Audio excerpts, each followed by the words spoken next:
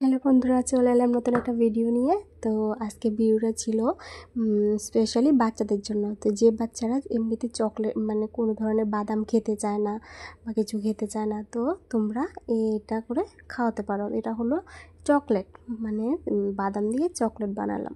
তো কীভাবে বানালাম তো দেখতে থাকো।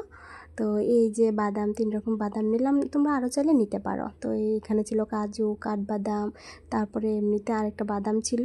তো ওইগুলোকে একটু খালি কড়াইতে ভেজে নিয়ে তারপরে একটু যখন লাল লাল হলো নামিয়ে নিলাম। তারপরে আমি এটা মিক্সারে গুঁড়ো করে নিলাম।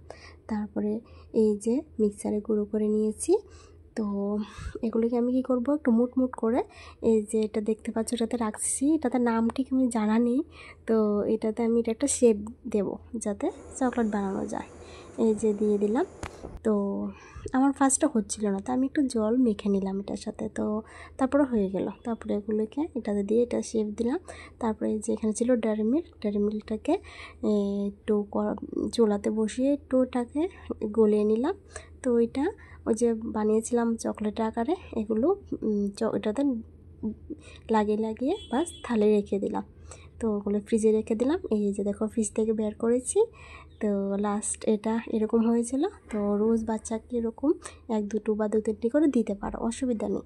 তো এতটুকুই।